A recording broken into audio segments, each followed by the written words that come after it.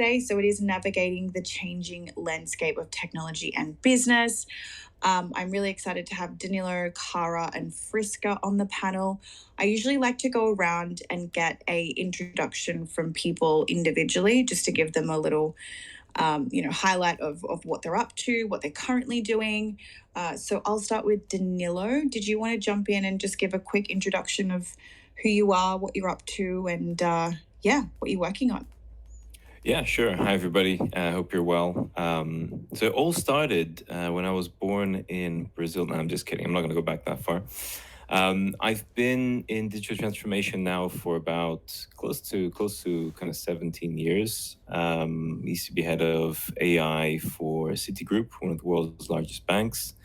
Head of analytics and AI for United Health Group, which is the world's 10th largest company. And now I'm in the alternative investment space, trying to really modernize the industry by using different technologies, tokenization, AI, robotics, digitization of processes as well, just really trying to modernize this very old school industry, if you like. I'm very plugged in. I do keynote speeches all over the world. Also make investments of my own, of course, and help other large investment groups in the same. So yeah, very excited to be here. Enabler is it's got a couple of very interesting offerings as well, and the world is moving in this new direction. And it's kind of there's no more choice anymore. You have to digitize, otherwise you will die. Yeah, absolutely, absolutely. Thank you for the introduction there, Danilo. Did you want to go next, Friska, and give a quick introduction to the people that are listening, what you're up to, and what you're doing? Sure, thanks, Belinda. Hi, everyone. I'm Friska. I'm a change management consultant, speaker, and facilitator. So I specialize in the people side of digital transformation. So I help very large organizations shift from A to B. That means their entire workforce doing things differently, cheaper, better, faster, and stronger than before. So previously, I was the head of change at the biggest gold miner on the ASX, where I drove adoption of predictive algorithms, optimization models, so fully into the AI space to achieve $150 million cost saving in 1 year. In these past few years during the pandemic, I executed the COVID-19 digital response for Australia's answer to Harvard. So that's the University of Melbourne. So helping them shift and pivot to a fully remote campus. And that was 65,000 students and 15,000 staff. I'm currently working on a few different things. So I've got a few cornerstone large engineering clients that I help accelerate not just their corporate strategy, but their digital transformation strategy as well. I'm currently working on a digital transformation game with a developer, and I'm partnering with an extended reality company to create a change management avatar in a metaverse that they're building. So that's me, and look forward to speaking further with you all. Thanks, Friska. That sounds really cool. I'm excited to hear about that a little bit more. Cara, did you want to jump in and give a quick introduction of what you're up to, what you're currently doing, so people know who you are? Yeah, thanks so much, Belinda. And good morning, good evening to all those that are with us here today. It's really a pleasure to be here. I am a woman in tech. I was born with cables in my hand practically when looking at how I could re-engineer devices from a very young age, starting with a beloved radio that we had in our family, and really have the curiosity to want to understand how to actually leave things better off than the way we find them, and how to continually improve the processes that we enjoy working with every day. Where the intersection has really, for me, been amplified in life has been in looking at the intersection of technology and humanity. So I've really been focusing quite a lot more recently on how we can ensure sustainable outcomes of our technology decisions and the impact of what we do, and also where what we do has an impact on changing, improving, and saving lives and the planet. So I've been a corporate soldier most of my career, worked at some fantastic companies from Polaroid to HP and Compaq, Shell, IG&H, and I'm in fact about to start off on a new venture on the 1st of March. So that's to be announced, but going to continue down the path of technology and innovation, which is really at the core of the work that I have enjoyed doing throughout my career so far. I think where you'll find me really playing very deeply in is in the space of the ocular industry, so everything related to the eyes. And I think today we'll get a chance to talk a little bit more about some of those great transformations and innovations that I've seen, certainly where it helps to improve the care for people's eyes in their lives. So with that, Belinda, back over to you, and I'm really looking forward to this conversation today.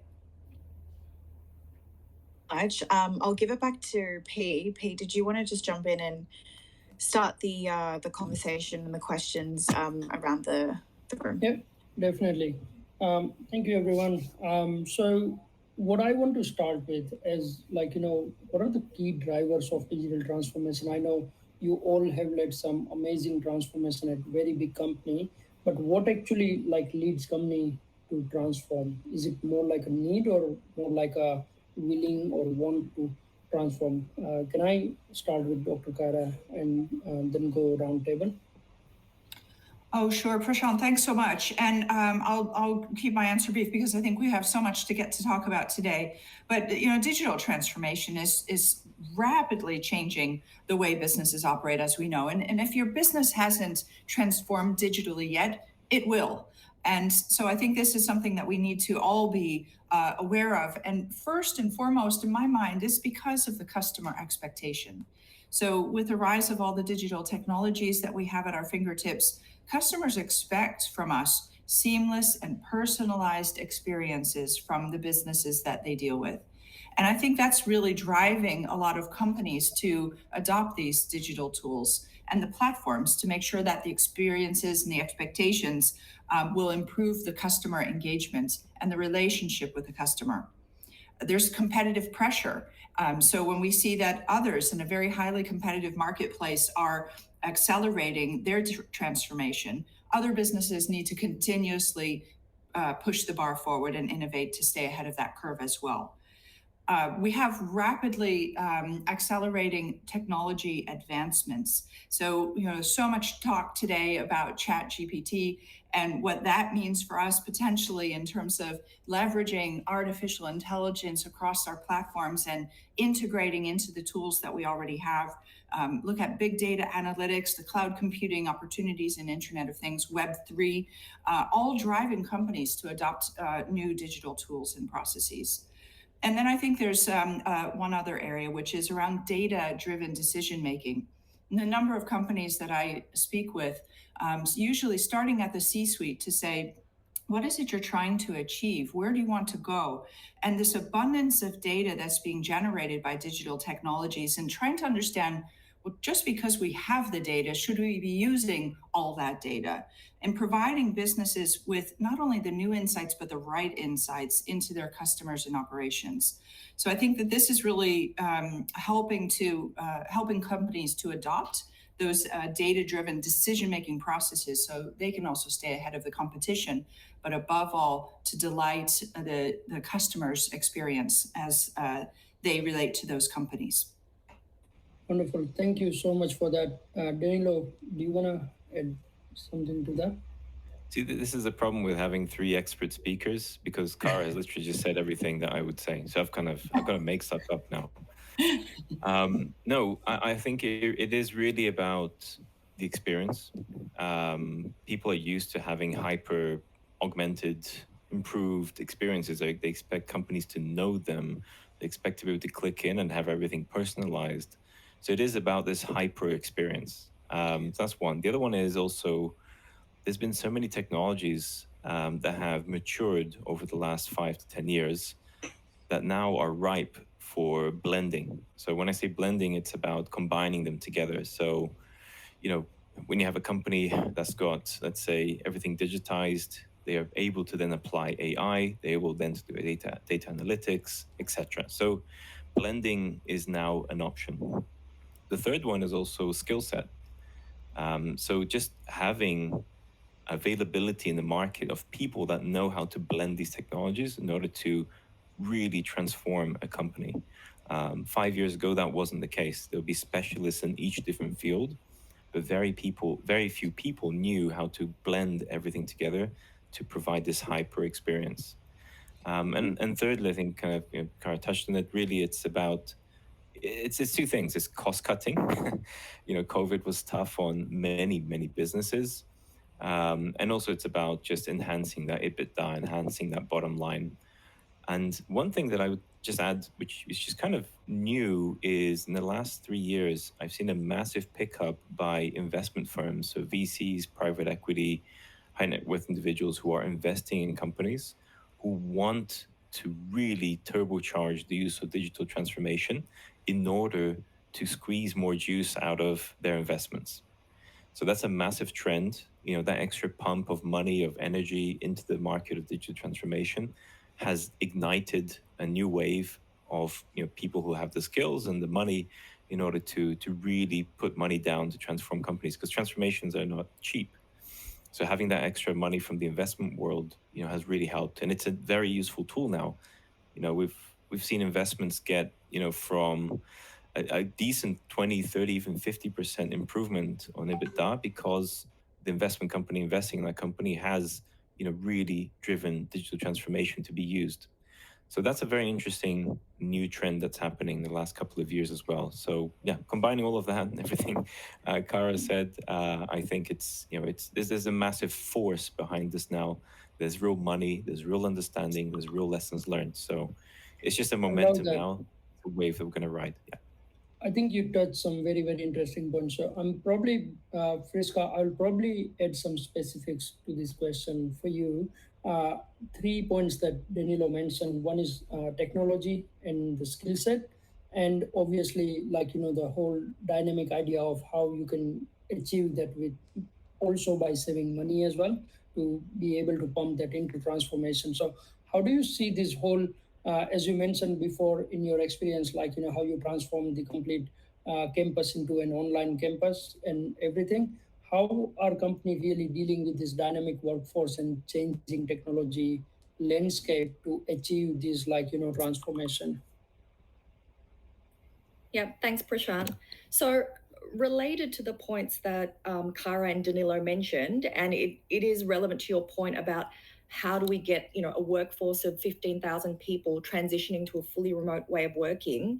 It relates to workforce demographics because at the end of the day, we have an aging workforce and a shortage of skilled workers in certain industries. And these are driving changes in the way businesses, not just how they attract and recruit, but how they develop and retain their distributed workforce. So this burgeoning knowledge deficit means that we're pushing forward faster in using technology to close those skill gaps and those experience gaps. So I'm currently working with a top tier engineering company, and they're facing a brain drain. So there's a shortage also of older mentors, and when people exit an organization, they're taking all that tacit organizational knowledge and their culture with it. So they're currently investing really heavily in developing, not buying the skills that they need, and they're using technology to do that. So they've started their own digital curriculum, they have a full-on learning academy, and these are the things that you need to consider when you're trying to supercharge a digital transformation. Because unfortunately, at the end of the day, I think most organizations are going through a glacial evolution at best. They're not truly transforming. Just because you introduce a piece of AI doesn't mean you're transforming. So that, combined with two other areas that haven't been discussed, which I believe are also driving digital transformation, is sustainability and corporate social responsibility. So there's a rising consciousness now. We have, as a society, growing care to the planet, the community, and hey, we want more transparency on where have things come from, how are they made, have people been paid fairly.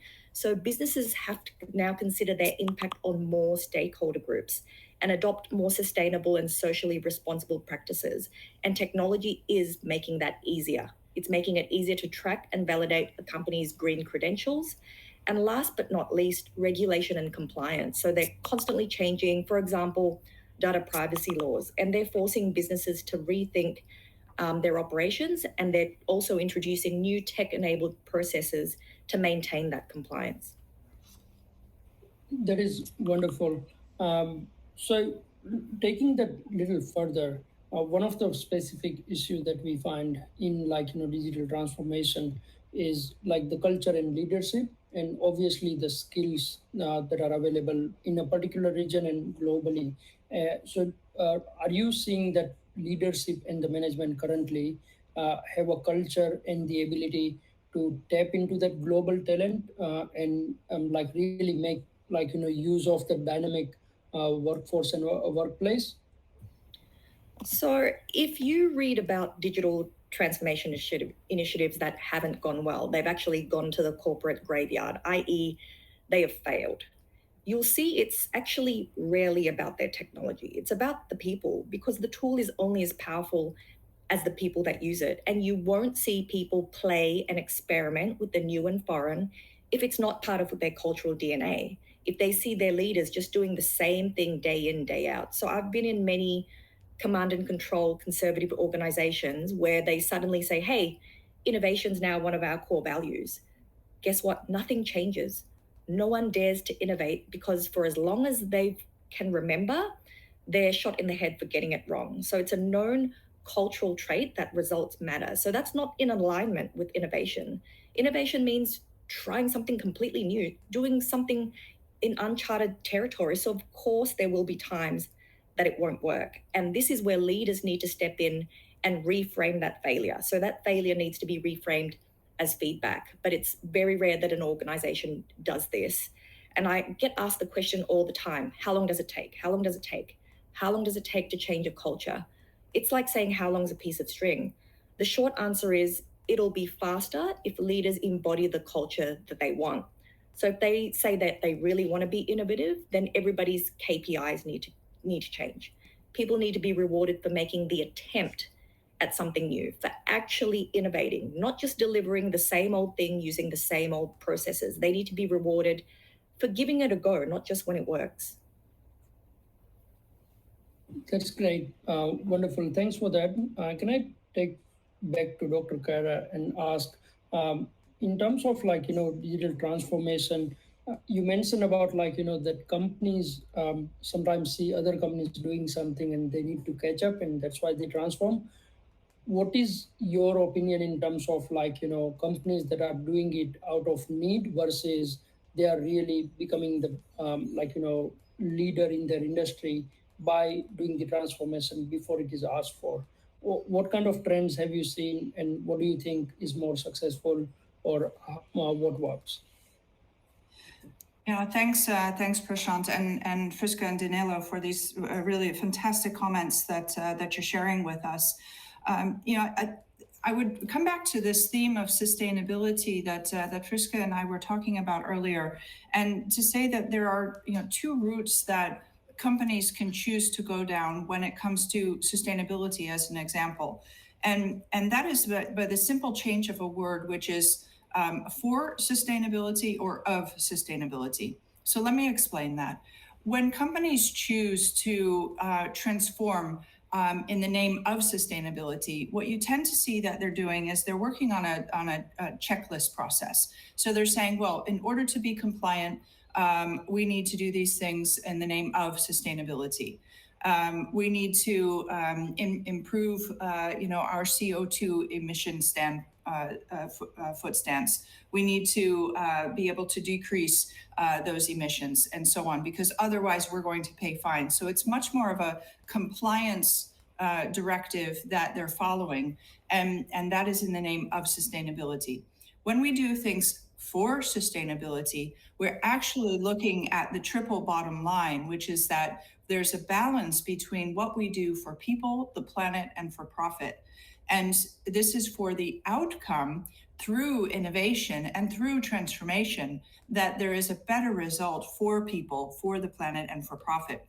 And all three being really in balance. The of sustainability approach is really more about profit and about actually avoiding cost, because people may be afraid that there's more regulation and compliance coming down on them. So I think just from this first starting point, it's very important to recognize what side of the discussion your company is on.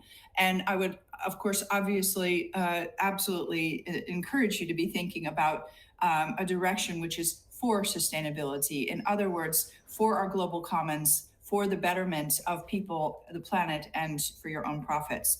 And I think there are a number of things that leaders can do in their organizations to really conducively drive that change and drive the adoption of the technologies that will support them in that direction.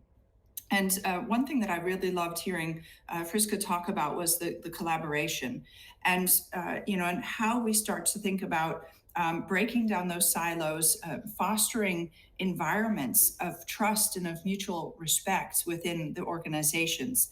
I think it is so important that we think beyond our own boxes, because even again, using the theme of sustainability, when we look at scope 1, scope 2, and scope 3 emissions, we cannot solve the big problems on our own, because as soon as you start to touch on any other process areas beyond your own scope 1 emissions, and even those that are contributing to those, you immediately need others in your ecosystem if you're going to be successful.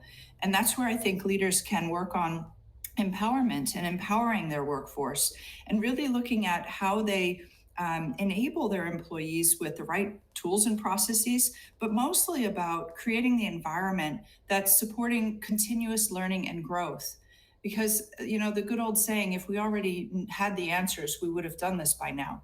We don't. And so we need to go on a process of discovery. We need to learn to take risks, start small, and take the risk of being able to achieve something great. So these are a few thoughts that I would have for now on this question. I think it's so important for us to think about the role of leaders and the direction that we want to launch ourselves in, with a greater outcome for people on the planet. Something I'd like to add, Prasant, if you don't mind. Go ahead. I see a really big risk in relation to leadership and skill set to manage companies, right? The skill set to actually use technology is there, it's available, it can be blended, but at the very top. Can you? So at the very top, I see a pretty big issue. So I'm big into the topic of generations now. So if you look at people running companies today, C-level board members, etc., in a lot of companies, a lot of them are baby boomers, Generation X.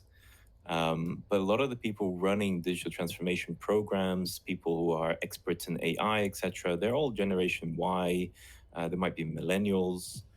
There is a difference there in how generations work and think. So the people at the very top in most companies, they didn't grow up with technology at home, right? They didn't grow up with iPads and smart homes and everything else that Generation Y and millennials have grown up in, with smartphones in their hands since they were 2 or 3 years old.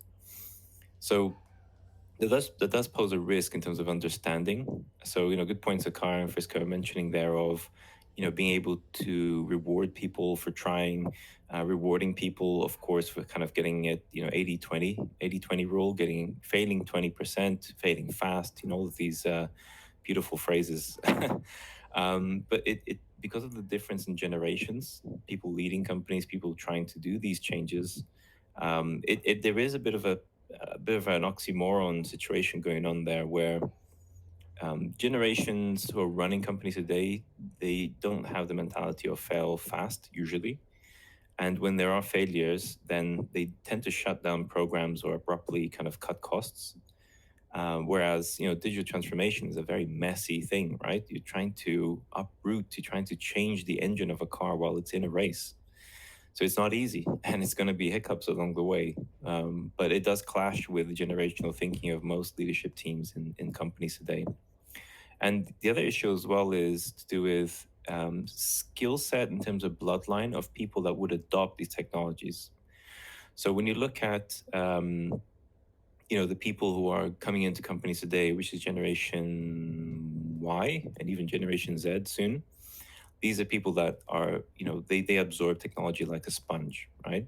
So all these different digital transformation programs that companies are instilling and they're turbocharging, who's going to be adopting them if the most precious generation isn't coming into work because there are fewer graduate programs, there are fewer internships today because companies can't afford to run those anymore.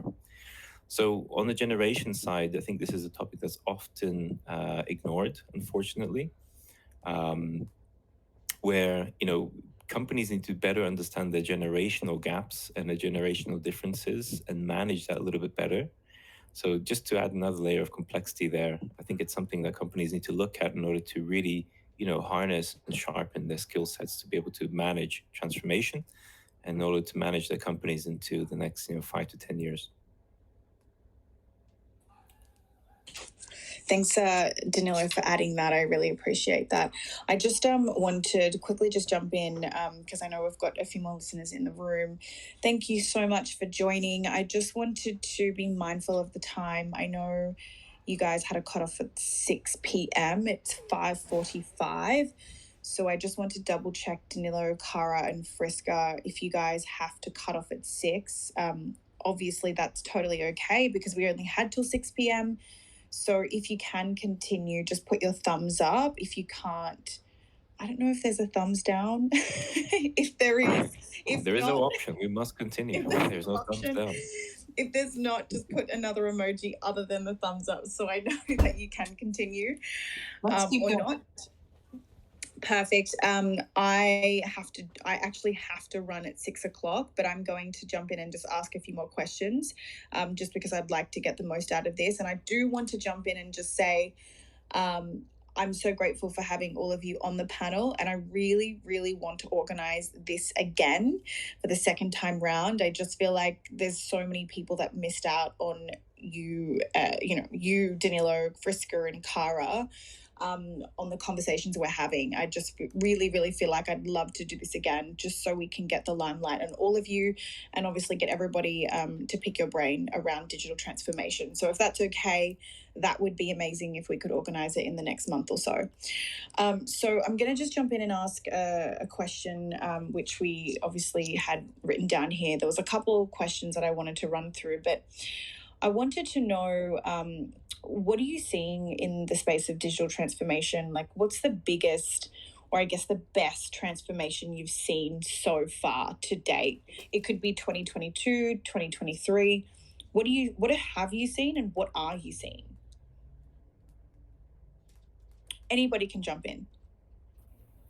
Okay, I'll go first. I want to say that, first of all, it's nearly impossible for large traditional brick and mortars company to build those innovative cultures that enable digital transformation and to keep up with 100% digital natives such as Meta, Apple, Spotify, and those sort of organizations. However, one traditional business stands out, and those of you that know me will be surprised by my answer, and that's Domino's Pizza. So in 2011, Domino's set out to make it super easy for an individual with a smartphone to order a pizza within 17 seconds. Why 17 seconds? That's how long it takes for a traffic light to turn green. And from that moment, they really transformed from just a pizza company into a tech company. So they created an app for their customers to place orders and watch their order progress in real time from placement to delivery. They invested in lots of other digital initiatives, including delivery by e-bikes, so being fully green, and autonomous vehicles. And fast forward to today, now their sales come from global retail sales for the pizza chain are from a digital source. So contrast that with another dinosaur, which is Pizza Hut, right? Pizza Who. So the scale and extent of digitization of operations and the customer engagement, I believe, push Domino's head and shoulders above the competition. So, and as a bonus, it also delights customers at the same time. So that's a standout to me. That's incredible. I really love that.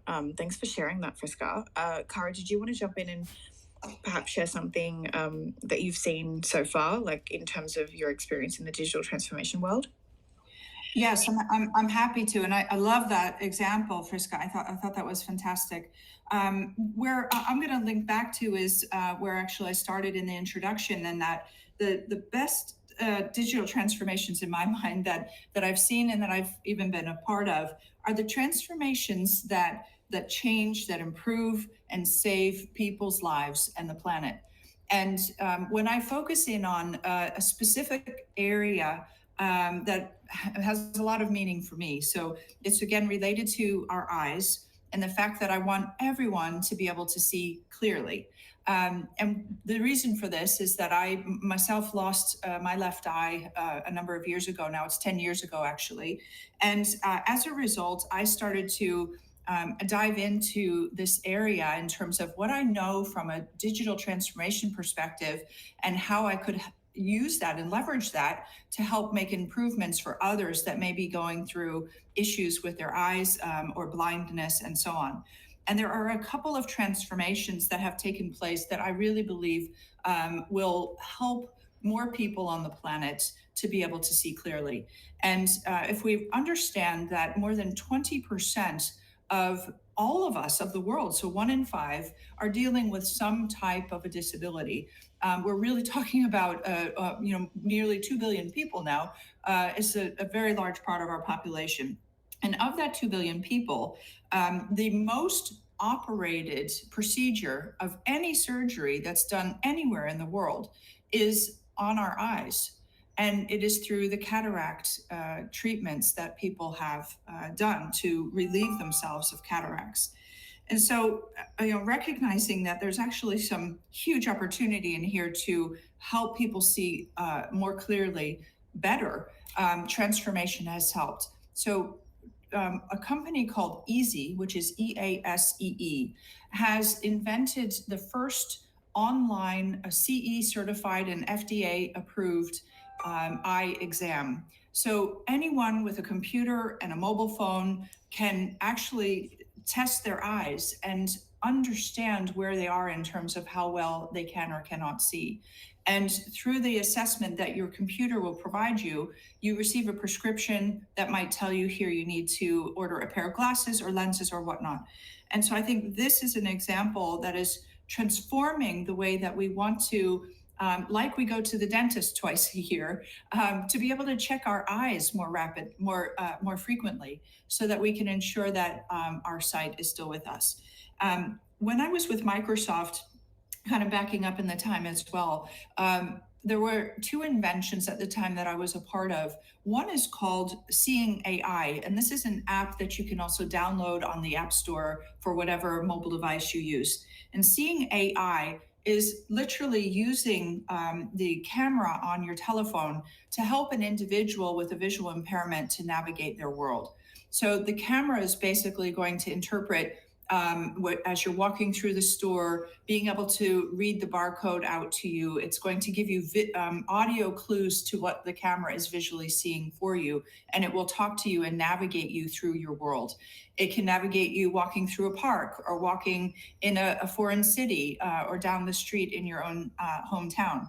And what's interesting is that oftentimes when we find transformation and innovation for one group, it often affects and impacts other groups as well. So what we found is that through apps like Seeing AI, not only is that great for persons with visual impairments to help them be more independent and achieve what they want in the world, but it also helps for foreign travelers reading menus in a different language and so on, because you can have it read back to you in your own language. And a third quick one I'm going to just quickly mention, it's called Be My Eyes. And it's again a similar kind of concept, but it actually is creating a community where when you use Be My Eyes, you're using again your mobile phone and the camera on your phone, but you're actually connected to someone else who's going to experience what you're looking at with you. And they are going to be your voice and navigate with you no matter where they are in the world. And there have been even reports about people watching football games together. And giving, kind of the play-by-play scores and results. So these for me are transformations that are life-changing. They're improving people's lives by giving them their independence back, and expect to see more and more of these great innovations and transformations for persons with visual impairments and beyond. Wow, thank you so much for that really lengthy experience that you've been through, and especially with I didn't ever think that you could lose your eye. I mean, how does that work? Do you have another eye? Was there a surgery that you had done with that? Yes, I have a transplanted eye. So wow. Okay. That's probably a live cast for another conversation, but yeah, that's so interesting. More than 15 surgeries, and I'm blind in my left eye. So, but all of these tools and technologies help me to get back on my feet, to be an independent person and a successful person at work once again. And so that's been quite a personal journey that I've been through many years ago. Yeah, thank you so much for being vulnerable and sharing that. I really appreciate that on this platform. Thanks, Cara. And obviously the analogy of how that all happened. Thanks for really sharing that. I really appreciate it. Danilo, the question was, I think you popped off and then popped back on. I wanted to understand, what have you seen in the space so far when it comes to digital transformation? What is the best digital transformation you've seen so far, either this year or last year? Would love to get your insight on that. Sure. I'm a little bit on the fence on this one. There are great examples of companies using technologies or blending technologies to make a change, but I wouldn't call it a transformation. I'm yet to see a total transformation because of the use of technology, changing culture, etc. I can give you hundreds of examples of companies that have managed to change their culture, right? So that managed to help them get into the right direction. Companies that have helped themselves with the use of AI, but again, that didn't fundamentally transform them. So I'm actually yet to see a full transformation, and it's for many reasons. So if you look at banks, for instance, the reason why online banks like Starling, N26, Monzo, etc. There's many good examples. The reason why they're just bleeding the traditional banks of customers is because they were able to start from scratch. It's very difficult for a bank, let's say, to transform. Not just because it's too big and too complex, but also because change in leadership happens every couple of years. The world economic system doesn't allow them to do so, in a consistent basis. So when a company gets too big, it's just not able to fully transform. That's why there's a lot of new competitors in very traditional and mature spaces popping up and just killing competition, which have been there for many, many years, because they're able to start from scratch and start new. So I'm on the fence in this one. I've worked in thousands of transformations now, and I'm yet to see a true transformation. But yeah, these are the kind of arguments that I have against and for that.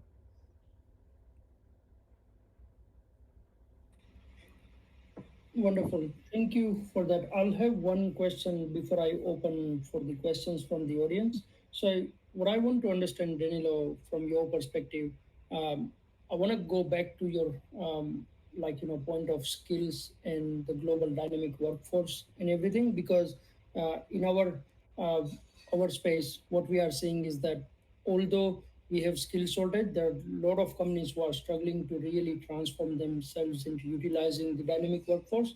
And I'm not just talking about the corporate, from like the small company to small to medium sized companies as well. How do you think the companies should look at this? Should they look at it as an opportunity or as something they're not capable of doing? What is your take on the whole thing of dynamic workforce model? It is difficult. Everybody's competing for the same skill sets because every company on earth that has the money to do so is transforming. They're all looking for business analysts, project managers, people with experience in AI, robotics, etc. I think you can't just stop, right? The world will keep spinning. If you can't hire people, you're gonna have to train your people. If you can afford to pay for consultants, you should pay for consultants. If you can't afford the big four, hire a smaller one. There's always a way to keep moving forward. And to be honest with you, I've also never met a single consultant that knows everything about digital transformation, even from the big four. They're also learning as well. And a good friend of mine sometimes says the phrase, they're learning to shave on our face. So, sometimes you hire some of the best consultants in the world, you pay them millions a year, and they actually are trying to figure things out just like you are. So I think the main thing is just have common sense, have the right culture, have the right budget in place, and eventually everything will fall into place. Yes, you may get a couple of things wrong. You may have a bit of technical debt you have to correct later, but as long as you keep pushing forward, you keep learning, and you have a very curious mindset, you're going to figure out digital transformation. It will come to you, and eventually you will be able to hire those people that you tried to hire, months or years ago, and you will be able to build that momentum. So just, I guess the message I'm trying to say there is, don't wait until you have absolutely the right talent. Keep pushing forward. Eventually, everything will fall into place, and eventually, transformation will have a clear roadmap with clear milestones that doesn't keep moving every couple of weeks or months. It will kind of have a more of a yearly program feel to it eventually, once you get into it. But yeah, don't stop, keep moving. That's my advice. That's a great advice. And I want to open to the floor at the moment. I know we have very few listeners, but if you have any questions for any of our speakers, please raise your hand and I'll move you up to the speaking area.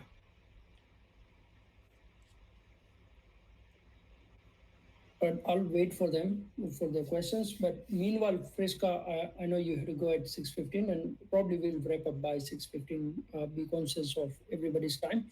Can I ask you, in your your work around technology and all that, how does the workforce really matter? Like, what are the drivers of having a successful culture of the workforce that can enable digital transformation? And more like, uh, I know that at Exenabler, what we thrive is constant learning and continuous innovation. So innovation and change, we literally make it as an everyday part. So you are never you don't feel like there's a friction to the change or anything. That's what we try to do.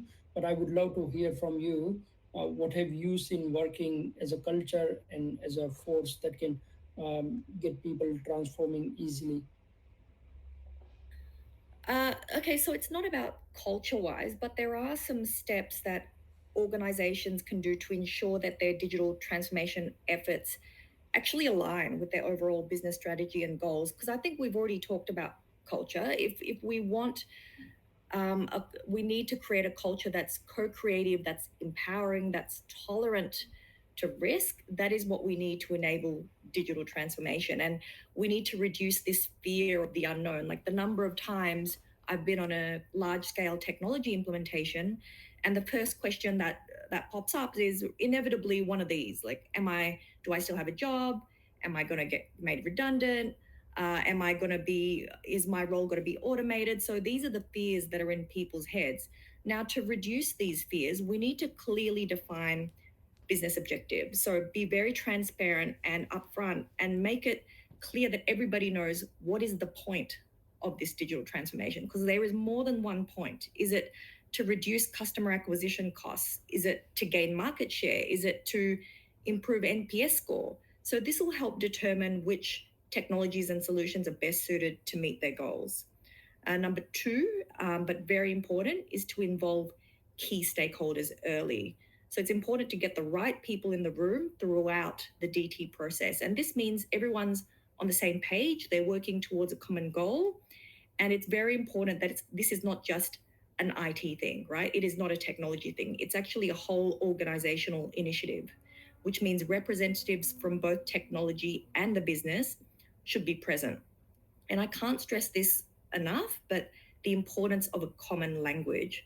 So I've been in many boardrooms where, some technical folk, they might, maybe intentionally, maybe unconsciously, they use technical language, and this confuses others makes them feel important, but it confuses others. It actually doesn't work. It really antagonizes people. And instead of building bridges, it creates dams.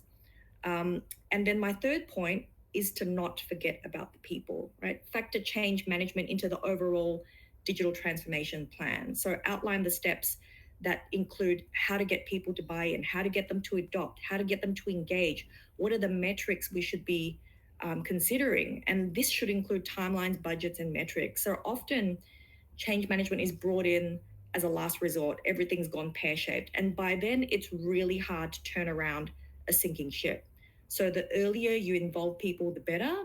And then we've talked about it, but really foster a culture of innovation. So they need to do this to encourage employees, not just to embrace new technology, but to embrace a completely new working paradigm, new processes, and to continuously evaluate and optimize your digital transformation efforts. So those are my top three. That's great. I want to throw this next question to all three of you and whoever can answer. So as we spoke through all these different topics, technology has been a big part of digital transformation and change in general. What drives and grows the business rapidly and dynamically. Now, one way business can look at it as oh, there's a new technology and we should be continuously chasing the next big thing in technology, versus how companies can actually make and assess that, okay, whatever trend that is coming, blockchain, web3, AI, chatbots, conversational AI, all of those things, how can company decide that, okay, this is the trend that is relevant to us and this is the trend that is not, and how can they actually utilize it effectively? Anyone can take it. I'll take a stab at this one. Thank you. The most important thing a company must do when digitally transforming is they have to become as much as possible technology agnostic. So when you build, for instance, environments for chatbots or environments for AI, etc., you don't only back one technology. You build a ecosystem. So, for instance, this is something my team have been doing for at least 10 years. Whenever we are going to set up AI in a company, for the first time, we always create a platform where we can plug in different OCR models, different algorithms, different technology stacks, different packages, so that you're never really stuck to one company. It's a really big mistake that companies make where they see a shiny toy, they do a knee-jerk reaction, they jump ship, and then 6 months later, that's no longer the best technology out there. This is a newbie mistake. You really must create a technology agnostic setup so that you can jump, you can include, or you can even enhance 3 different technologies to do the same thing, combine them in order to have a better outcome and give you that competitor edge. That's the most important thing. Too often I see leaders, going to a conference or going to a dinner, and then all of a sudden they come back and tell their teams, that's it, we're using this other thing now. And everybody doesn't question it because they're the boss. And, so much money and time is wasted. But if you hire the right professionals, they will create a technology agnostic setup where you don't have to make these knee-jerk reactions every 6 months because technology drastically changes in this small time frame. Anything you would like to add, Cara or Friska? Yeah, perhaps I could take it from there and really build on what Danilo has just shared. I love that tech agnostic approach. I completely agree with that, and I think along with that comes this need to foster a culture of experimentation. So when we can foster a culture of experimentation, we get to try new things, take some of the calculated risks, and create a safe environment for failure. Because I think, as Danilo was just saying as well, you can try out these different technologies. Don't get in bed with just one, but you need to be able to test, try, fail, learn, stand up again, and go. And a kind of a mindset that I would say bringing to this is be a learn-it-all. So don't come into this being a know-it-all, as was said earlier. It's not one person I've met that's seen every type of transformation that there is. But when you keep your mind open to curiosity and wanting to learn how to continually move forward and improve. I think being a learn it all is a way to achieve that, and start small. But start. So I think a lot of companies get stuck because they say, we don't know where to begin, and so we don't. And so if you can find that one place where you can have a small business case, start to test some of your new ideas across a range of those technologies, agnostically, as Danilo really wonderfully said, and learn from those experiences before you start scaling up. I think that's really vital. And the third piece I'll just mention here briefly is the need to have the leadership aligned on where they want to go. Again, too often that I see, the mindset of a CEO that might say, well, we'll let everybody else in the organization figure this out. And I do believe that there's this bottoms up and top down that can meet in the middle approach, which is okay. But there are some things you can't delegate, and I think you can't delegate having a digital mindset. And if everyone in the company, except for the CEO, has a digital mindset, it's probably not going to work all that great. And so I think you need to have some alignment on really leading from the top, but also enabling people across your organization to be agile, to get started, to have that culture of experimentation, to take those risks, and have as Friska, I think, beautifully has said, a really robust change management process and enablement in place that really encourages people towards the right rewards, the right recognition, rewarding innovation, rewarding the failures, and talking about the failures. I think these are all really important components as well of what's needed. Thanks for that. Now, I'll probably stop questions here, but if any of you have anything to add, like before we wrap up this conversation, do you want to add anything, Friska, as a closing note or anything? No, I mean, I echo Danilo and Cara's points. I mean, the need to not just diversify your with vendors, but diversify your portfolio as well. So if one project fails, others can still succeed. This means you can still explore multiple options and identify the most promising innovations. The need to assess risk, so understand the level of risk and weigh that up against the potential benefits and the cost, not just upfront costs, but ongoing costs such as maintenance, licensing, etc.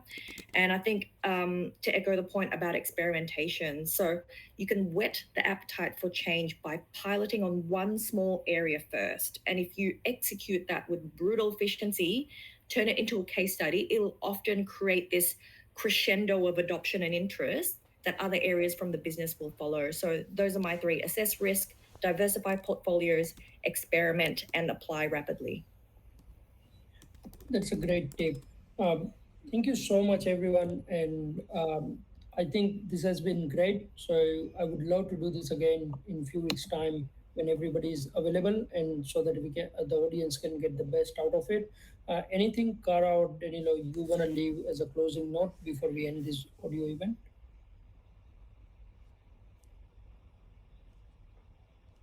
No, good for me. Looking forward to our next session. Thank you. Cara? Yeah, no, thanks so much. I think it's been a really vibrant conversation. Really enjoyed that a lot. I think just the last thing I would leave you with is to say, be obsessed about the customer, and always thinking in their shoes. So try to imagine what they may be going through, and wanting to ensure that what you're doing is something that will improve their lives or the planet. So think about others and how you can empower and enable them to be the most successful. No, that's so true. Keep the customers in mind. That's a wonderful takeout of this event. Thank you, everyone, once again for joining here.